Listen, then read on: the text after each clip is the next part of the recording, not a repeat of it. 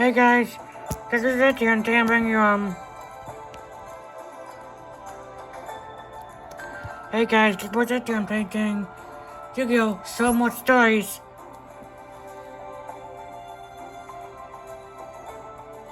The skies. We can still more stories.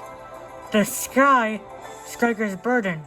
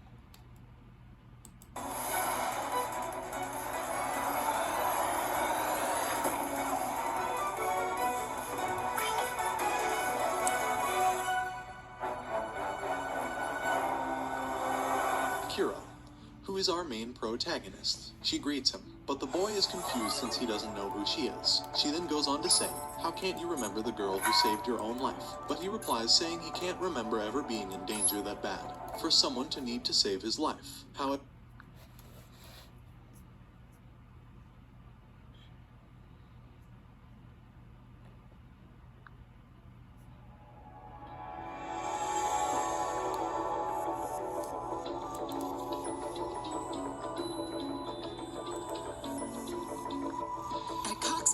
We know you need reliable cell service that goes wherever you do. That's why we run on the network with more nationwide coverage than Here are some of the most underrated Family Guy episodes. First up, we have Forget Me Not. Peter and Brian try to get out of family night to go hang out with the guys, but Lois isn't having it. You've got every other night of the week to spend with your buddies. Come on, Brian, come upstairs. I want to show you a freckle on my sack that I'm concerned about. It has irregular edges.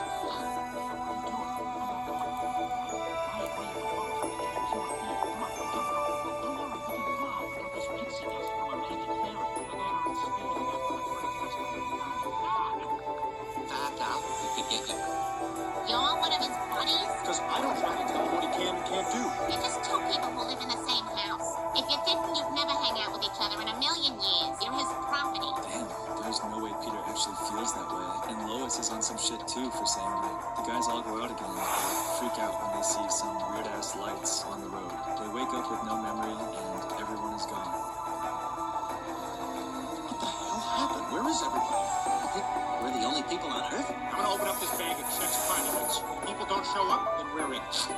Yep, we're it. Maybe it was some kind of catastrophe. We were all spared. Well, that would explain why you're in a wheelchair. You must have gotten hurt worse than the rest of us. Well, if we wait till tax day, I'm sure the tax man will show up. Ha! You should tweet that. Okay. This guy's hilarious. I'm going to retweet this. Huh. Wait, if they were following each other on Twitter, wouldn't they already know who they all are? Bit of a plot hole there, writers. So the guys all try to imagine what their lives were like before they lost their memory. This couldn't have happened naturally. Something must have caused this. I bet I was a doctor who had to deal with a lot of serious stuff, but always found a way to keep things light. Oh my god, she's beautiful. It's not yours. Yours died. Yeah, and I bet I answered the customer complaint line at a Danish cookie company. Well, I know they don't taste very good. They're very dry, aren't they? Look, it's dark and freezing in Denmark. Everybody who made these cookies has shot themselves. Maybe I was a speechwriter for the first ever black president. Hey, can you say the word ask? Or is that a word we forget? Brian sniffs out where they had their accident and identifies that Peter is, well, Peter. They finally all make it back to Spinner Street, but Brian thinks he's Quagmire's dog. We've seen how they treat each other in other episodes, so this should be good. Hang on, I got something. I poop a lot on this lawn. This must be where I live. Hey, shirt pants, come in here. Oh my god! I know, you're my owner. I knew it. I knew we were pals. See, you've got a dog collar and a leash. Look how big big your doggy cage is. You could fit a human in there. Clearly, you're a good owner. But this can't last forever. They see Peter's fake laser tag picture and think he destroyed the world. So they come up with a plan to kill him before he murks them.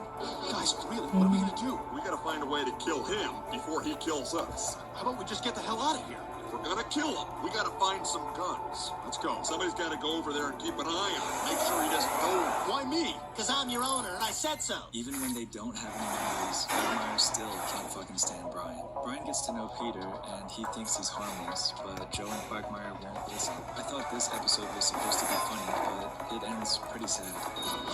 I knew I couldn't trust you, you filthy mongrel. Get out of the way, Doc. Please, I didn't do anything.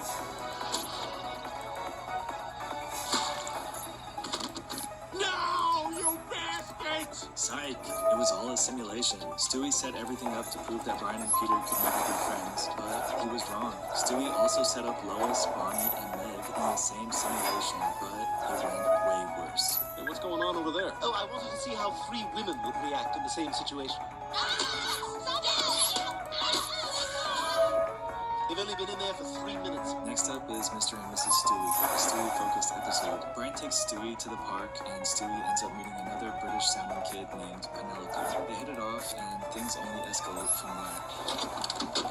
I didn't bring any of my toys. Can I play with some of yours? No, Mom! Are you all right? I'm fine. I've never seen you around here before. Would you like to play with some of my toys, Stewie? Well, what have you got? Isn't that the little boy who pushed you? Yes. You there. Would you like a piece of candy?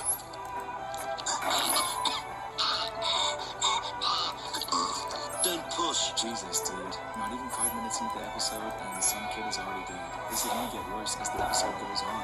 In the beef, Peter can't stop pushing Lois in his sleep. Her spine gets disfigured and she has to wear a whole-ass brace. They have to sleep in different beds like they're a divorced couple. So the only logical step is to get Quagmire to sleep next to him so he can still cuddle, because that's what bros do, right? Listen, Quagmire, ever since Lois got his twin beds, I can't fall asleep. I know, I always sleep better when I'm next to someone. Yeah, it's only natural, right? Now, I guess what I'm trying to say is I want to propose an arrangement that could benefit the both of us. I would like for you to sleep with me in my bed. And this is not about sex, it's about sleep. No, I totally get it, Peter. Snuggling is a basic human need. I'm completely with you. I'm in. Let's try it. Alright, this shit is already so fucking weird. We'll get back to this later. Back in the main plot, Stewie and Penelope are really hitting it off. They're on a play date when Penelope shows Stewie her own hidden weapon room. But what are these formulas for? For these. Oh my God, you've got a weapons room too? It's amazing! Sometimes I think it's too big. It takes the cleaning woman forever to clean it. Oh, it's already broken. Remember when I said it would get worse? Well, the pair start causing havoc around the world and pushing each other to buy. Oh, I want cutting. We blew up the Great Wall of China, bombed the Eiffel Tower, and look at this note I sent off. Dear Pakistan, up yours. Let's see what happens. They did not need much. Brian notices these two little shits causing chaos. So that's a video playing. Penelope is a bad influence. That's video playing 100 filmic episodes, Stewie tells Penelope that seasons 9 and 10 by Cartoon I Stuff. can't kill Brian. Wonder what words are gonna come out of this pen today. All right. You to come home. Look, I'm sorry that I ever got us separate. Is that a bracelet you're wearing? It's a giggity bag, Lois. If you come home now, we can get our old bed back and you can snuggle with me as much as you want. Promise? I promise. What do you say we go home, eh? Sounds good to me. Getting back to the main plot, Stewie tries to save Brian from Penelope by breaking his coffee mug and making him throw up the donut he ate. As crazy as Stewie can be, it's always great to see it when he has Brian's back. For Brian Griffin. Brian, no! Penelope told me I had to kill you, so then she said she was gonna kill you. I told you she was bad news. Get out of here. Step aside. Penelope shows up and her and Stewie end up getting into a huge fight. It's as crazy as the times Peter fought the giant chicken, spanning all over the city.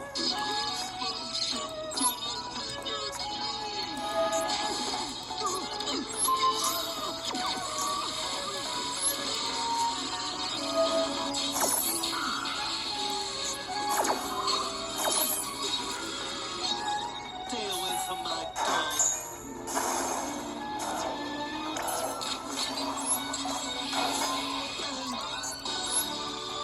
This ending really makes me wonder if Penelope will show up again. It'd make for another great episode if they battled again. But more than one, we have Be Careful What You Fish For. This episode is a weird one, with a dolphin moving into the Griffin house after tries to get a Mercedes-Benz out of the ocean, and the dolphin helps. Whoa! What the hell is that? It's a sun hat. I'm protecting my face and neck from the sun. This is a ploy for attention. That hat's coming off. I think we got one. Ah, damn it, it's just a dolphin. Did I get in the way of something? We were just trying to get some of them sunken Mercedes. Me and my mate, right? We was sitting in one of them, pretending to be people. Stay out of the way, you old bat. Asian. Not all Asians are bad drivers. Not all terrorists are Arab, but they are. Name's Billy. Billy Finn. It's got Finn in it. Yeah, you want me to try and get you one of those cars from down there? Yeah? You would do that? Let me give it a go. He seems nice. He does. Yeah. Sorry, mate. All I could get was this hood ornament. This is just as good. You know, if there's ever anything I can do for you. Peter can't let go of the hood ornament, but that's interrupted when the dolphin Billy Finn shows up and asks to... It's yours. Oh, Brian, I was just dropping Stewie off. I should probably go back in there. A piece of wood with a nail in it. Neat. Oh, hi, Brian. You look great. Who's this then? He's just a friend trying to help. It's over. Thanks for trying. Hey, gang, I'm Aquaman. Get back together.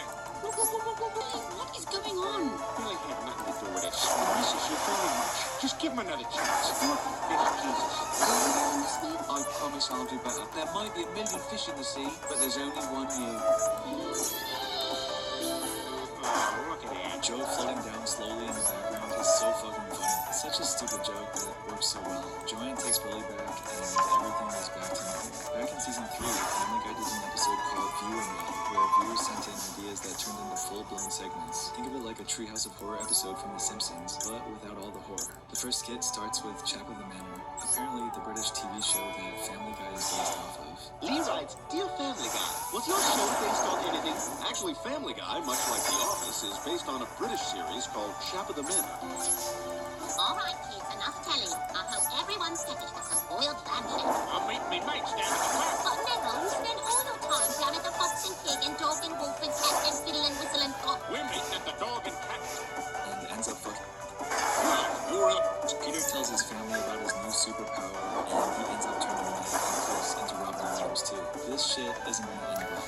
Did Dr. Hartman say how long this was gonna last? He's Robin Williams now. Bet your kids never thought your dad would have superpowers, huh? Look, Brian, Meg is one of the sensitive, bearded Robin Williams characters. This is where Peter really fucks up. He turns everyone in town into Robin Williams, including his whole family. Lois, your torso is so broad and solid. Ha! You're not Lois! Brian, this is a disaster. I turned everyone into Robin Williams. You gotta help me! Yo, Peter G, what's happening, dog? Oh, dear God, no! All we have to do is act like Robin Williams, and he'll think we've already changed. Scattered stream of references. Ladies and gentlemen, the door. He sends all the Robin Williams away, except for a few that he keeps for an experiment. The ending is completely fucked up. Everyone, can I have your attention, please? I have an announcement to make. You have been fired from the school. Vietnam is over. The hospital is closing. You are done here. Go and spread your comedy to all corners of this country. And not you five. I keep you for an experiment. Peter, can you pass the coffee? Sure, Brian. Anything for my family. The dude cut off his own hands. Holy shit. The last segment of the episode is thankfully not as dark with Pointer Stewie. It's a day in the life of Stewie from his perspective. It's a really impressive section, completely in first person, and the animation is crazy good for a Family Guy episode, so hats off to the animators. Good morning, Stewie. Picked up a baby, and Stewie is scared to go down. Hey, Stewie, wanna go down the slide? You never been down the slide before? Like 1,000 times. All right, I guess we're doing this. Whoa, right? Let's do this, Stewie. Here we go. In fact, it's pretty... It's such a great show, but this last episode absolutely has to be the best of the season. Back to the Pilot is another Brian and Stewie time travel episode. This one starts off with Stewie taking Brian back to 1999 to film time travel, but it actually takes them back to the pilot episode of Family Guy. It's in the old hand-drawn style and everything. Your lips are too thin. Can I please get collagen injections? You don't need to change the way you look. Oh my God, what's with Meg's voice? She sounds like someone who's about to give up a huge opportunity. You know, when you were born, the doctor said you were the happiest looking baby he'd ever seen. That was my victory day. did. That's the spot. That's where I buried my tennis ball. Brian finds his tennis ball, but Stewie warns him not to touch anything in the past, or it can change the future. He heard it from quantum leaps, so it must be solid, right? They look back into the kitchen and call out an animation error. I love when shows can take the piss out of themselves and correct their mistakes. Hey, Peter, it's 7 o'clock and you've still got your pants on. Oh, I remember this. Peter's eye with that weird, creepy camera went over his nose. Come on, you're worrying about nothing. Oh, remember when you got drunk off the communion wine at church? What are they doing? Yeah, they're just standing there like zombies. And then there was that time at the ice cream store. Should we call an ambulance? It was so creepy. And remember you had an Irish coffee the day we went to see Philadelphia? Oh, they're setting up sideways. Oh my God, is that what we did back then? Yeah, I mean, now we just, like, return text messages and screw around. Stewie and Brian go to return to the present while Brian takes a quick bathroom break. Meanwhile, past Stewie finds present Stewie under his bed. Brian hides outside the window, but falls onto Peter's car and ends up going to the stag party. Are you? I'm from the future. I know about the Eddie Bauer catalog. It is you. Knows everything.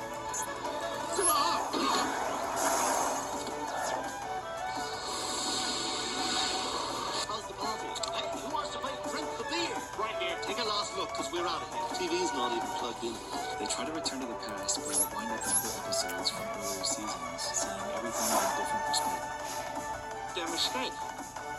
Fracturing the timeline. Brian, there you are. Last week we were about to announce the unveiling of his statue on the news. For what? For stopping the 9/11 terrorist attacks and saving our country. I can't even express how mad I am at you right now. Brian, what the hell did you do? May have told my former self about 9/11.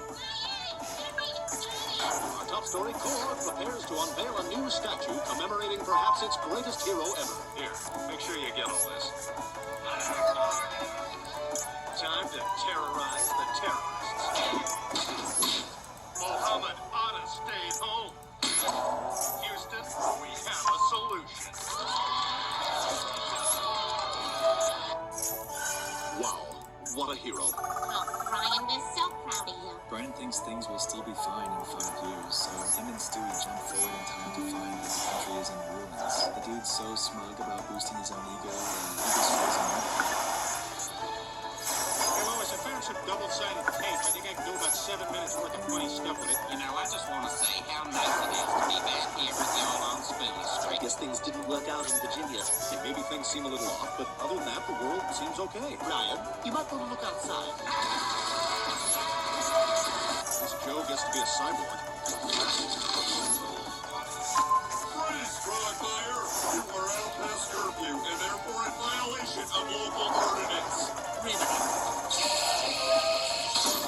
So the only way to fix Brian's fuck-up is to return to the past and stop Brian from knowing about 9/11. But of course, he can't help but boost his own ego anyway. Who are you?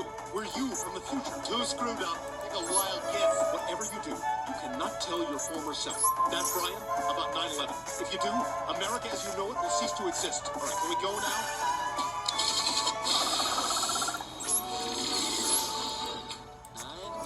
9/11. There it is. We did it, Brian. We made 9/11 happen. High five. All right, high five.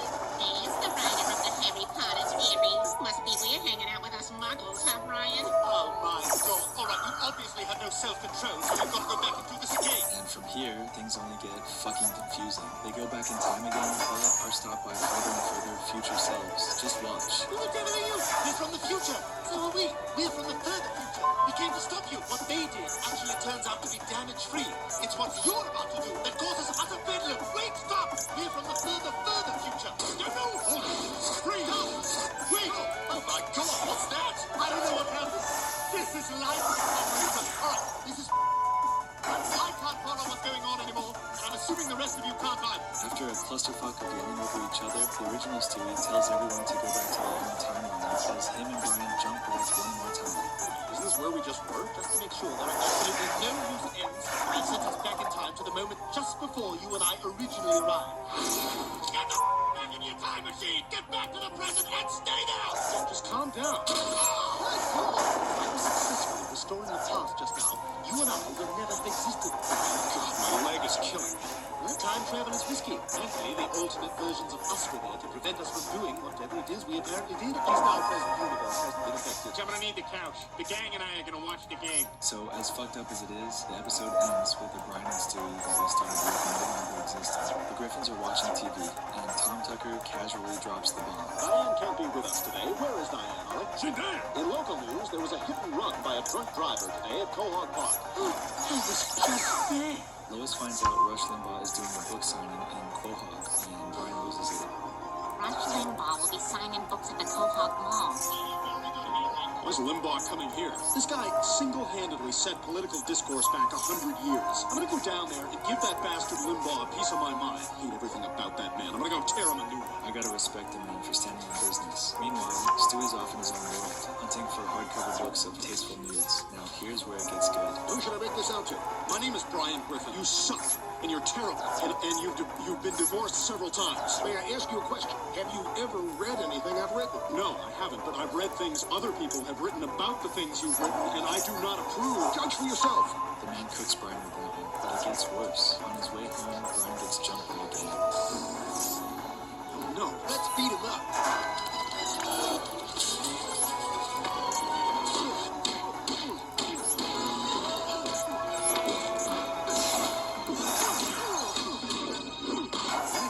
You think you might give it a read now? I'll read 4 pages of your book tonight. Maybe more if tonight's episode of The Office ends up sucking. Now Brian's in a moral crisis. Does he hate Limbaugh or owe him his life? It's awkward as hell. 4 pages. Moving on. I know my staplers by sound and by weight. Look at John Krasinski. Look at the camera. Conservative republicanism is the end. I think you just gotta... For this boundary. I see you, man. Number Republican. Bias and beat. About love. Hey, thanks again for letting me stay here. Is that a new coffee machine? Oh yeah, I took the liberty of replacing your old one with a new American-made coffee machine. They got you a bunch of new top-notch American-made stuff. New heat regulator on your stove, dishwasher, and your new pen. Then Dwight calls Limbaugh to his radio show and tries to hijack the mic to rant about Nancy Pelosi. That doesn't end well. And you're listening to the Rush Limbaugh Show. I want to take a moment to give a shout-out to my good friend Ken Lay. Hey, Rush, is it okay to hang out in here? Oh, fine, just don't say anything, okay? So, friends, we were talking about Nancy Pelosi. How do we stop the Pelosi agenda? Distract her with board, put a cloth in her mouth, and pour water over it to simulate drowning. Yes! Why are you nuts? Come on, Pelosi's a monster, and she's addicted to crack. Of course she's addicted to crack, but you can't just say that. There is no victory unless people know why they were wrong to disagree with you in the first place. You love Pelosi. It's time for you to go. Republicans don't shy away from a fight, and I'm gonna prove it to you. Obviously, he gets arrested. Limbaugh bails him out, but finally lays it out for Brian. Griffin, you've been bailed out. Oh, Rush, thank God. Come on, let's go home. Time for you to go home. Home to the cricket. That's where you belong, Brian. You're not really a conservative. I support the death penalty to show people that killing is wrong. You're a liberal, Brian. I know your type. All you want is something to fight against. You're not really one of us. Lois was right. The fact that you would give a woman credit for anything, it means you're a liberal, Brian. Does this mean I'll never see you again? Wherever there's a country that needs to be invaded for reasons that don't exactly pan out, I will be around. And Limbaugh, I think you're a bone-headed fascist. I think you are a godless, socialist, pot-smoking, maggot-infested member of the Flame America First crowd. With that, Brian slinks back to the Griffins, and Limbaugh makes the most dramatic exit possible.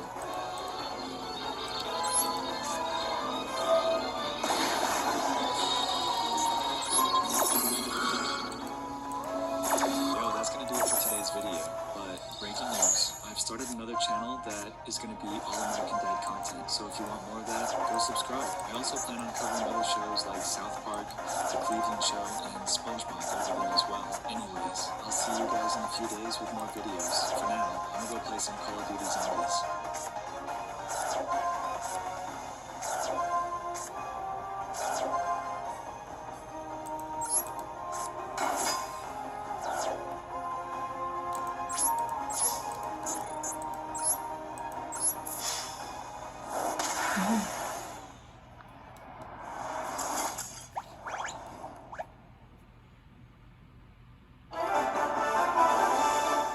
Season 10 of Family Guy had some really funny episodes. Here's 10 of them. First up, we have Lego My Mego. This one is one big reference to the Taken movies, with Meg getting kidnapped after her friend Ruth invites her to spend a semester in Paris. As soon as they land, they're already scouted to be trafficked, and from there it really turns into a huge Taken callback. Griffin residence? It's me. Just wanted you to know I got here safe. Oh, good. Oh, it's so amazing here, Dad. Yep. You should see it. The apartment we're... Dad, something's going on. Some men just broke in. Oh my God! They got Ruth! And now I think they're coming after me. Pay no attention to detail. Let your mind race. Hide under the...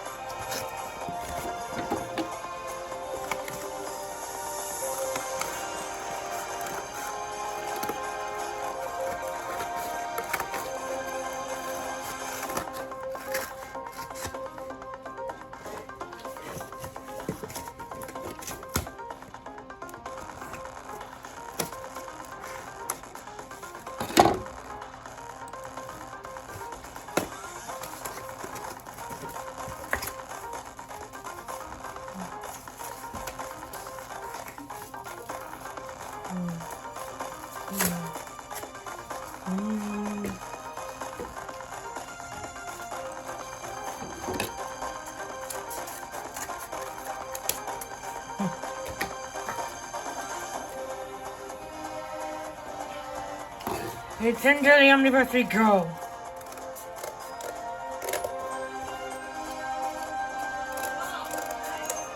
Time.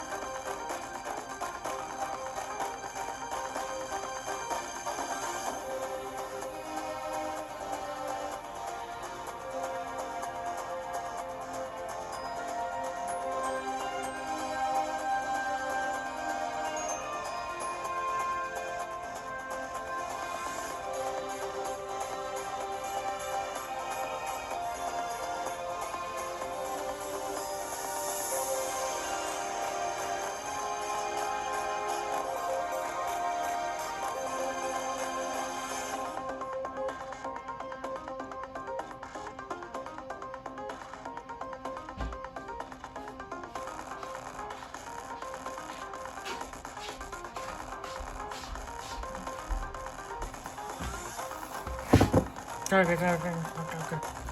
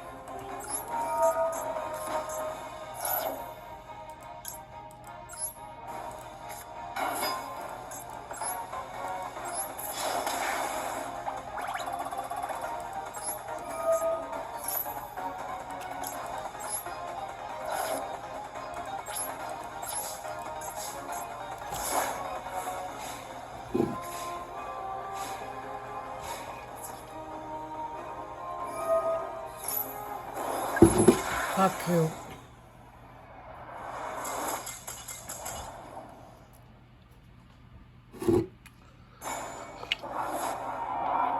What?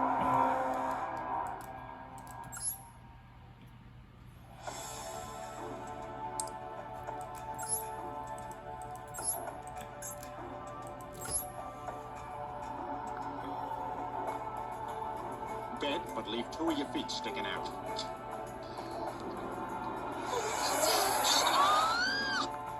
Hey, buddy, we got a few questions for you. This is smoking. Sorry. Do you have a You know, I really only smoke when I drink. This is a nice way to do this. Have you seen this girl? Quick, he's getting away! So much for that. But as Stewie says, the first guy always dies. They track down who the guy works with and disguise themselves as cologne salesmen. Yeah, no one is going to find the baby and dog with mustaches suspicious. Right? This is the address that was in his wallet. How are we gonna know for sure? These are the guys who took Meg. We had the kidnapper's voice on tape, remember? Here, take this briefcase. We're Eastern European cologne salesmen. We ask them what they want, and when they say Dracar Noir, which they all will, we'll know if we have our man. Well, gentlemen, now that you have smelled all of our colognes, what'll it be, Dracar Noir? I am disgusting, so I will take 2 bottles Dracar Noir. How about you, Chief? Let me quickly grow a beard and think about it. I will take Dracar Noir.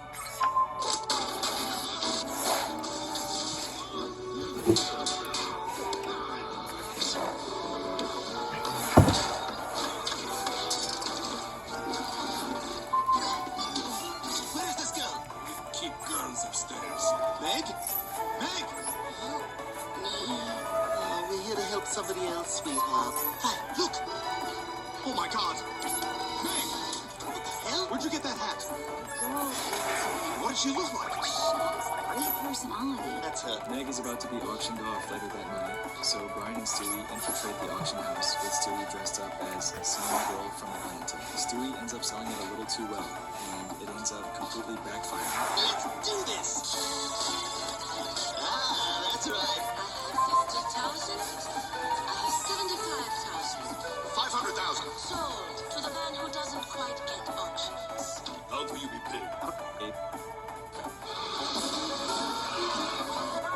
down busy street for 500 meters. Say, hang on and drive down staircase. Hang on! Pre-edited shot where driver is obviously stunt person.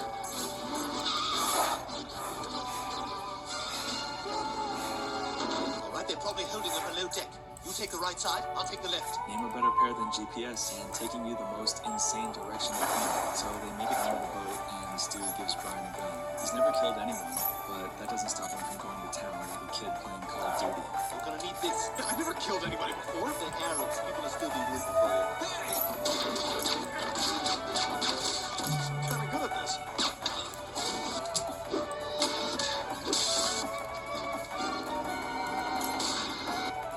That's for shooting one of our guys. Jeez, dude, it didn't take Brian more than 30 seconds to completely lose it. They end up saving Meg and wiping her mind so she can't remember anything. Probably for the best, since her friend Ruth ended up with her tongue getting ripped out. So we've seen what Meg gets up to while she's this scene in the episode, sort of. But what about Chris? Well, in Killer Queen, Peter helps Chris enter into a hot dog eating contest to become the best eater in the world. It's not like he's not already big as it is, but this will come into play later. They search their attic for things they can sell, and they find the Queen album, News of the World. It ends up scaring Stewie, and Brian just can't get over it. Oh my god, I haven't seen this one in forever. Queen News of the World. Check it out. What the hell is that? A killer robot monster? Ooh, relax. No, Brian, you keep that thing away from me. Can it see me? I'm really scared of this thing. Yeah. Does it eat little boys? Maybe, if it's hungry. Here's $50. I'm taking this album. We got our entry fee for the eating contest. Oh, I forgot. Hey, Carl, can I get a couple of scratch-off lottery tickets? Oh, sure, Brian. Can I do one? I love scratches. Cherry. Another cherry. Oh, come on, one more. Thanks, Carl. Yeah, you're welcome. That was fun. See you later. Hey, thanks for letting me be Yoda. Yeah.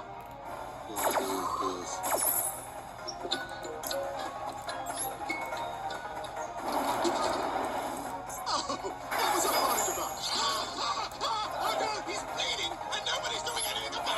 You'd think with all the crazy things Stewie has seen and done that this would be nothing, but it's hilarious how they just use the actual album in the episode. Meanwhile, Chris and Peter are at the hot dog eating contest, and Chris ends up winning, but he ends up having stomach pains, and Lois signs him up for fat camp. Peter joins him too, because he's huge enough to have his own orbit after all. What do you got there? It's a candy bar, huh? Where's your bag, fatty? You're welcome to search my beefcase, but there's nothing in there. Peter Griffin, cabin clown. You're in big trouble, mister. Looks like I better go on the lam. Peter Griffin, cabin clown. Check out the newest strength equipment at Planet Fitness. Join the club today. Save $28 What? a month. Join for just Yes. $1 down, $15. Don't miss out on this limited time offer. $1 down, $15 a month. Deal ends February 13th. He went into the kitchen, slowly opened the refrigerator. Raced from the refrigerator to the counter to look for a delivery. Zombies! He could find was one for a vegan place.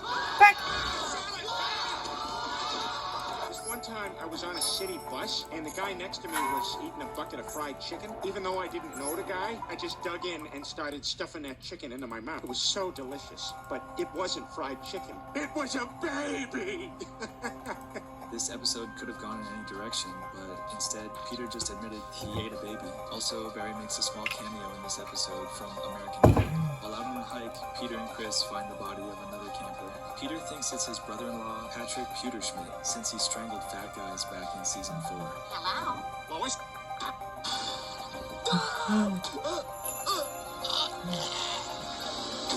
Oh my God, Stewie! You saved my life! We're all gonna be okay. Man, even better than the album, the giant fucking robot from the cover shows up in the episode. You really can't top that. Well, maybe you can, because and you can't do that on television. Peter starts his own children's show after he gets way too into Jolly Farm while watching Stewie. This isn't the first time Peter has made a TV show either, since back in season 4 he made PTV. But this definitely has to be the funniest. Hi, kids. I'm Peter. She wants to be a dog. The inside of this folder has a diagram of the human body, kind of a cheat sheet. Right now, I'm listening for cancer. You mean his heartbeat? Maybe.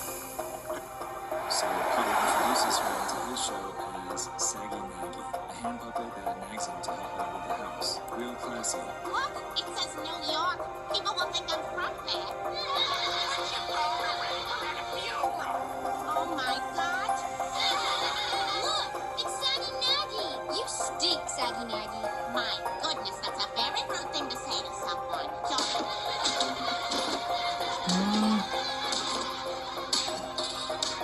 Damn, Stewie, you didn't have to do Lois like that. Lois gives up on nagging Peter about helping out, and Peter ends up bringing a fucking puma onto the show to teach kids. That goes about as well as you think it would. Don't go anywhere, kids, because coming up we got some classic comedy with me and a puma. Maybe we should poke him with the Is the Puma Ready stick. Come on, kids, we gotta get down to that TV studio. Okay, yeah, just step on the coloring book, that's cool. I'm asking you who's on first.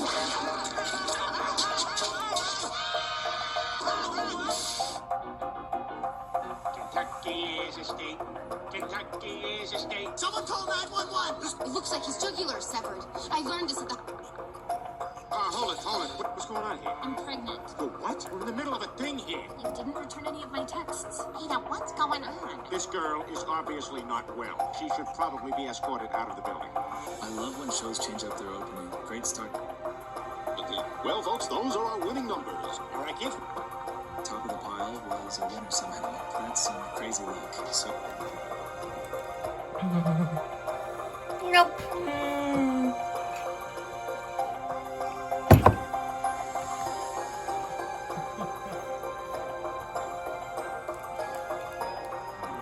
now the Griffins are right. Saggy Maggie, Lois, is worried that the money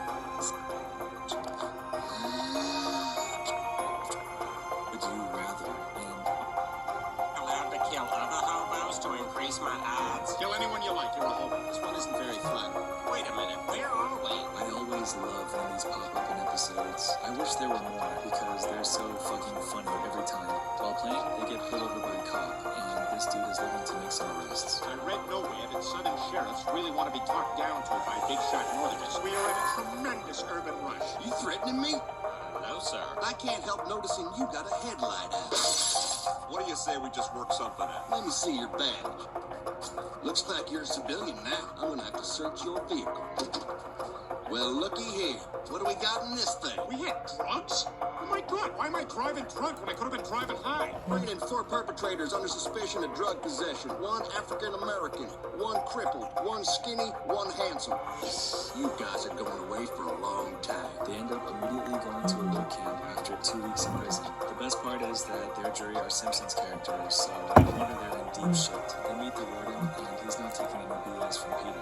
Hello, gentlemen. I am the warden. This is not a resort. You will be worked harder than you have ever been worked in your life. And play harder, right? Step forward, Maggot.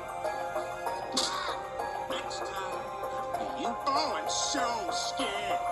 Yeah, you're real big when you got that stick, ain't you? The break for it. We're gonna break out of here. We gotta get past these guards. Oh, I got an idea. Fell out of my wheelchair! Don't help me! You're embarrassing us. Are they looking?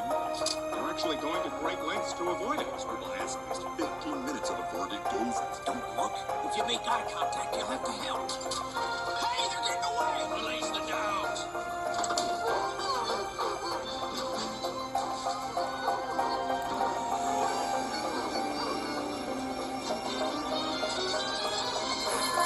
I guess 15 minutes was actually 15 seconds. They managed to get away and wind up inside the house of the sheriff. Smooth move.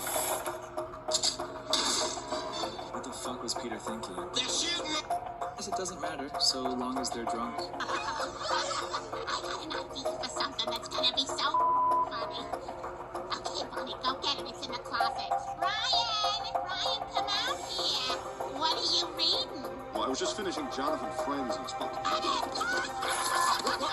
what are you doing? Don't! He really starts freaking out. Put your pinky in his butt.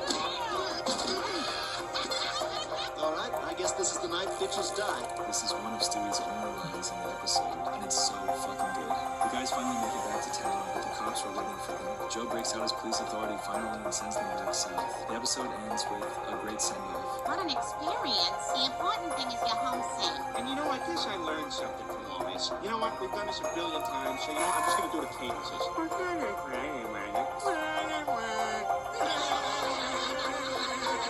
This is definitely one of my favorite seasons of Family Guy. Let me know what your favorite season has been. Thanks for watching. 7 Psycho Family Guy episodes. First up is Stewie is insane. In this episode, Stewie doesn't want to Brian. As the episode kicks off, Stewie realizes that he and Brian have been drifting apart. Oh, hey, Brian. Hey, wanna go out and get some gluten-free pizza? Hey, let's go to Whole Foods and buy a bunch of stuff from that weird aisle nobody else goes down. I can't. I got plans. I'll see you later. Soon we'll... into my temporary uterus. People are gonna think I'm... Arden! Yes!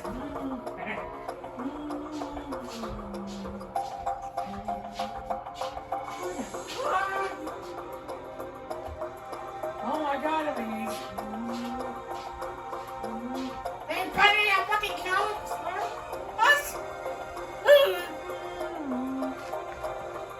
My brain. I'm on the inside. Great, they removed our brain. So, is the machine to keep our parts like our brain separated?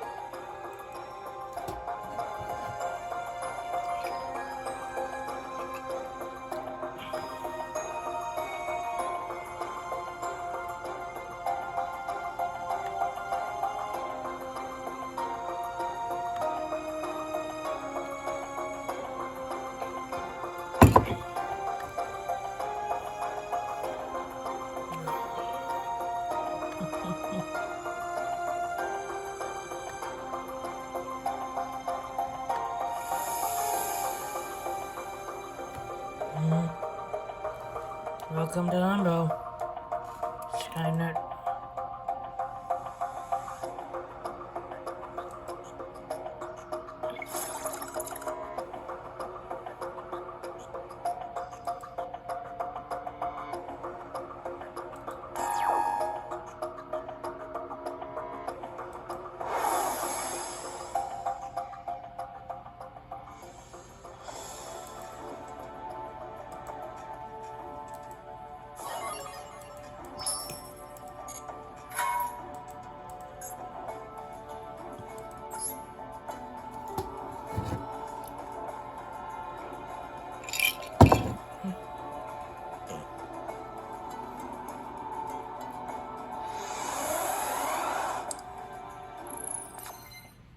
mattress. People are gonna think I had sex with a male baby and then got him pregnant. We could even use my old crib. You use your old crib. Stewie, you have to get rid of it. Why don't you just say it? Say the word, Brian. Abortion. Abortion. You need to get a big fat abortion right this second. Our child is growing inside me. Stop talking like that. And how do you even know it's mine? How dare you? Why would you even do this? You should be happy. Is it dead? What kind of monster hits a pregnant toddler? If you ever lay a finger on me again, I'll burn you in your bed. Could you do that now, please? Stewie already has a baby bump after 2 weeks. He's going through all the symptoms of pregnancy. He even pukes in the living room while complaining to Brian. I don't know what Brian's problem is here. He's a dog, so the fucker should just eat it. Later, Brian and Stewie visit the doctor for a checkup. And not only is Stewie Dr. Risso as You look ridiculous like that. Too ridiculous for you to put a baby in me. You look a little young. How old are you? 13? 15. But he didn't force himself on me. I wanted it too. Well, that's the important thing. Your vagina seems to have a penis and 2 testicles. I sneezed real hard and all that came out. Ah, that explains it. From strictly eyeballing you, I'd say everything looks fine. Now, Brian, did you have any questions? What are you, intersex or something? Yikes! Who are you, like intersex? Anything?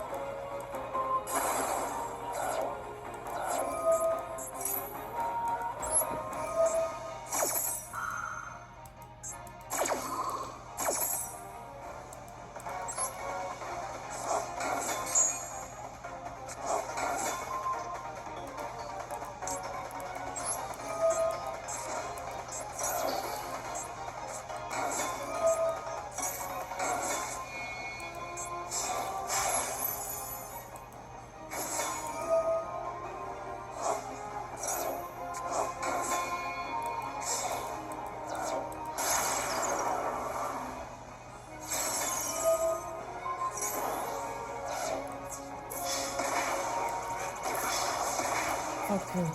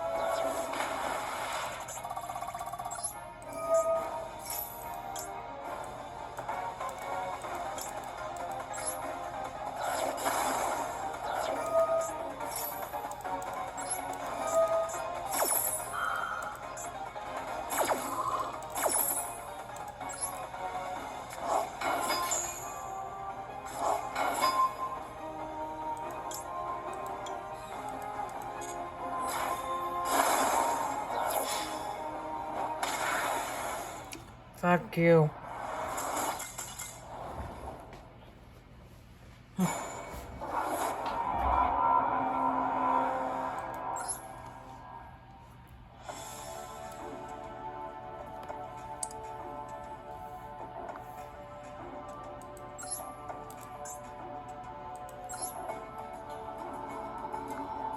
Now, Brian, did you have any questions for the doctor? Yeah, are there a lot of stairs in this building? Stewie only becomes more delusional from here, and it's funny as fuck. The Photoshop and the photos are wild. Dude, look at some of these. Brian better hope Stewie deleted all the evidence, because they were really committed to the whole mom and dad thing. You know, Brian is a fucking legendary friend for going along with all this shit, especially when he ends up having a birthday and eating himself. You have such a craving for burgers. Oh, Brian, I need you to take me to the hospital.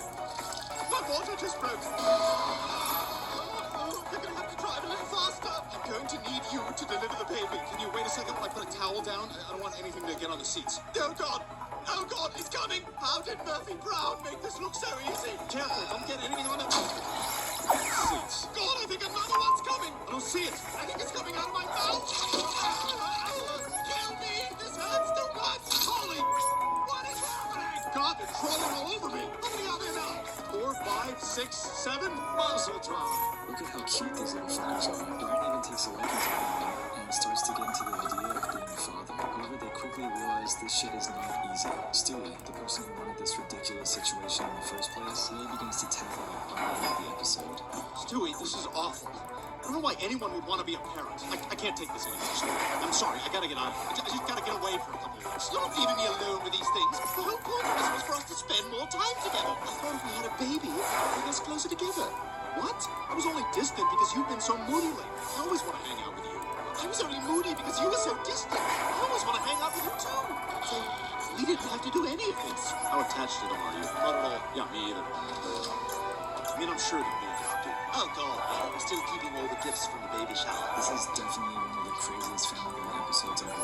It's nothing compared to this next one. Baby Knock Me Out, it's Peter's birthday. The episode episode kicks off with a little party for Peter, with him opening all sorts of gifts. Quagmire in particular, though, has something really interesting for Peter. Trust me, Lois is gonna love it. Tickets to Foxy Boxing? Yes, this cool thing where girls in bikinis box each other. We're all going Saturday night.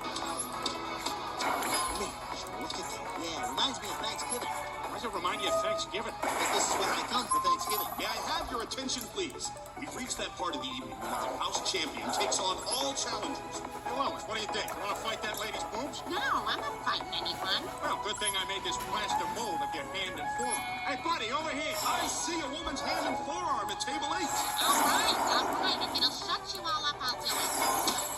Hey, watch it. That was pretty hard. Try this one.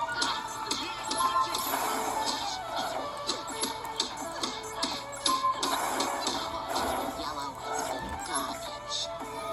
She's a natural. She can make some serious money as a profession. You should consider your wife competing for a belt. Think about it. Here's my card. Peter better get his fat ass in the kitchen and start cooking dinner, because Lois is an actual bonafide. Peter, in typical Peter fashion, takes this shit way too seriously. Lois doesn't even want to be a boxer, and makes this very clear to Peter the next day, but he finds a way. Gosh, I can't wait to see this fancy restaurants. Oh, you're going to love it, Lois. Here, put on these special eating gloves I bought you. You know what? I'm tired of this. I booked you a boxing match. Son of a bitch. Damn it, Peter. I'm sorry. This has been a terrible mistake. My idiot husband here booked this match without my knowledge. Here's the truth.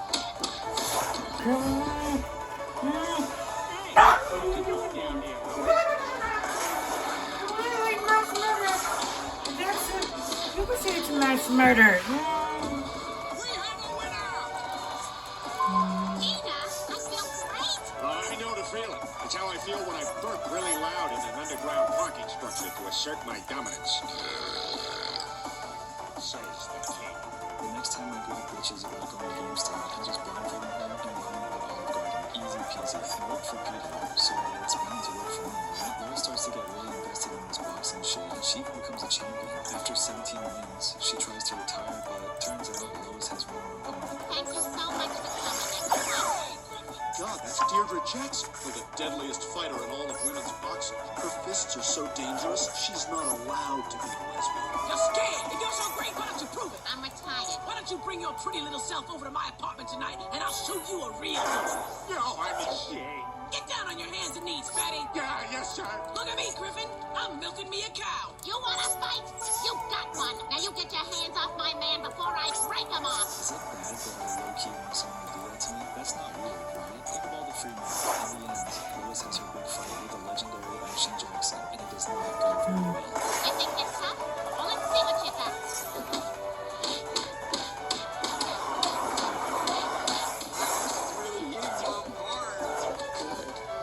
She's too strong, Joe. Lois is cooked, dude. Fortunately, she has her retarded husband to help give her a little pep talk. The entire reason she's even in this situation. All right, Lois, you listen to me and you listen good. I watched you raise 3 kids on a shoestring budget. You never gave up then, and you're not giving up now. All right, Lois, you listen to me and you listen good. Damn it!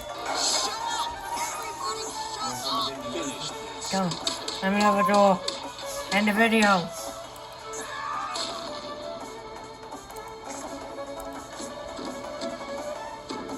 Lois, stay down. Don't get up. You've got nothing to prove. I've had enough of you.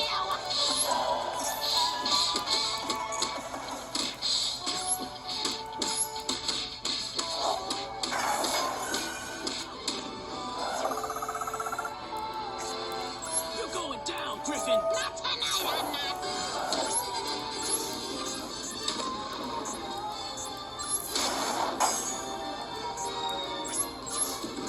Lois, you did it! I love you so much! Lois Griffin! Now, if everyone could just pick up 2 chairs before you leave, we can get this place cleaned up a lot quicker. In the end, Lois wins and she retires as a champion, but we get one last scene that really made me come out. And thanks to you, I even got some of my own milk to put on my cereal. We don't have a lot of episodes that focus solely on Peter and Quagmire, and that sucks, as they're my favorite. Remember when they started writing band in season 12's Into Harmony's Way? It's a fucking classic, dude. We had an Peter and Quagmire episode in the season 20 episode Brief and Cannon. Check it out. You and Peter have the same undies. He just wears run-of-the-mill Hanes. Mine are plains. Look at that. The perfect underwear for unexpected wind shear. Is that like farts? Yes, that's like farts. Sometimes.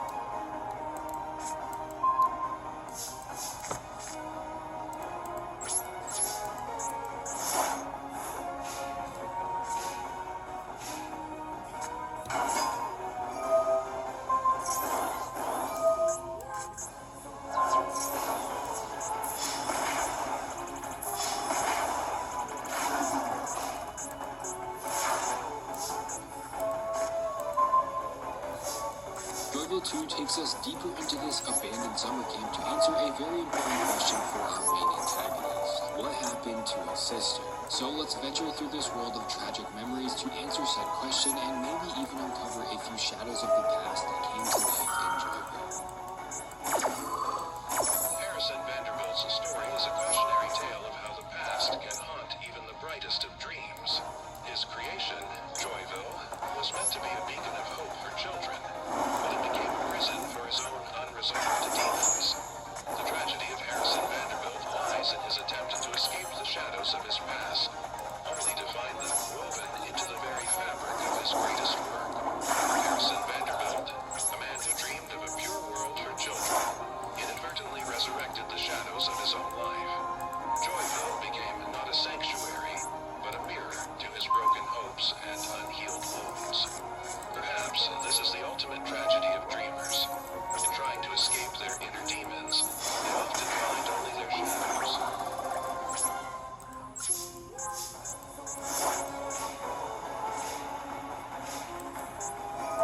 At an early age, Harrison Vanderbilt was like any other kid with a family. However, his family was not the loving type. They were distant from Harrison, which would leave scratches on his soul, causing him to long for the love he never received. This affected Harrison deeply. A child's mind is most impressionable at a young age, so this left Harrison with marks that would stay with him forever. Harrison's mother would prioritize other interests over her own son. After his birth, she appeared indifferent, leaving Harrison with a sense of insignificance that followed him throughout his life. This feeling lingered, a shadow cast over every aspect of his existence. Although Harrison had a sister, one who at first seemed to give him the love his parents never did, but eventually her true, darker side revealed itself. She would manipulate, control, and belittle Harrison. Her attention wasn't made of affection, but a cunning desire to exploit his mistakes and weaknesses. Harrison became a pawn to her games. As he grew older, adolescence brought new challenges. Growing up is not easy, but he would come across another figure who would also leave an unforgettable mark on him. This individual embodied discipline, harsh perfection, and treated Harrison with a cold detachment. To this person, Harrison was an object, something disposable, perhaps a drill sergeant. This harshness combined with his sister's manipulation seemed to echo the same cruel message: you are nothing on your own. Years later, as an adult, Harrison's desire to create Joyville was driven by a yearning to provide children with what he lacked in his own youth: love and care. He envisioned a place where children could feel safe, where friendship and joy thrived. Joyville was the perfect place. But creating such a world required more than imagination. It required Harrison to breathe life into his creations, unknowingly infusing them with parts of himself. Parts he didn't fully understand, or perhaps parts he feared. You see, in order to make life, you need to give life. So, using science, hope, and a little bit of luck, Harrison was able to cast his own memories and shadows into a liquid that would fuse with the mascots he created for Joyville. Once the mascots were alive, they would take personalities based off of the memories, emotions, and past of Harrison.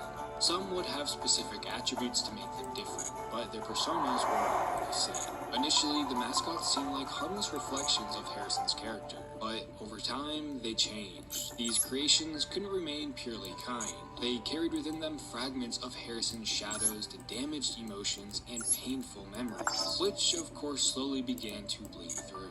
They appeared to represent the very things Harrison tried to forget. What he didn't realize was that they were deeply tied to his past, carrying the weight of his unresolved fears and anger. Mascots were meant to bring joy to children, but instead they became nightmares, haunting the very people they were supposed to protect. Harrison's dream of providing children with what he had been denied was noble, but it was tainted by his inability to escape his past. Everything he created was rooted in the shadows of his childhood. The mascots, intended to be symbols of light and protection, became reflections of the darkness he couldn't leave behind. They carried his ghost, and he failed to see it until it was too late. As the mascots began to show their true nature, of course things went wrong, and Joyville, the prolific kids' summer camp, closed down after a sudden tragedy. Harrison Vanderbilt was imprisoned, and the player's sister mysteriously disappeared. Now, years later, the brother has returned to Joyville to uncover the truth of his missing sister. Upon returning, he is flooded with the forgotten memories he once shared with his sister, only to be met with the harsh ruin of the camp once he steps inside.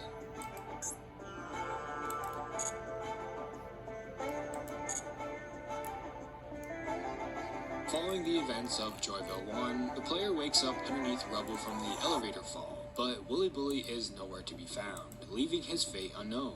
Now, as the player ventures deeper into the location, they find themselves inside a room filled with stuffed bunnies and teddy bears. However, these are no ordinary toys, specifically the rabbit. This tool allows the player to change worlds and turn back time, bringing them to the past. And of course, a new teddy bear that will unlock doors and upload data. Maybe these new toys have the same special chip inside them that we learned about from the first game, although it's never said.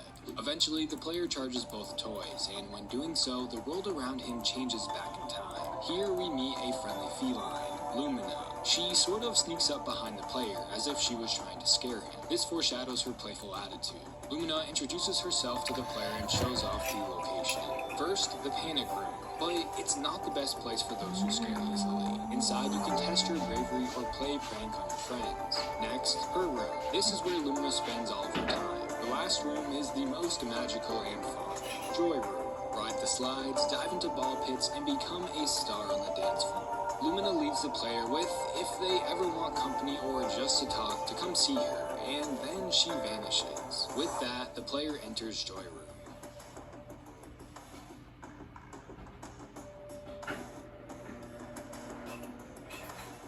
Upon entering, the player makes their way through a maze-like play area, only to change time back to the present day, but not without a visit from Ronnie. Eventually, the player runs into a dancing miracle. Meet the Star, Joyville's very own master dancer. The player meets this character inside his dancing hall. This is a large room with a center stage for dancing. Above is a spinning disco ball, and the room is filled with friendly faces, a vending machine, and speakers. Anything to create a friendly atmosphere. The star decides to teach the player some moves that will surely make them the star of the show. He tells them not to be afraid to experiment, how dance is joy and freedom.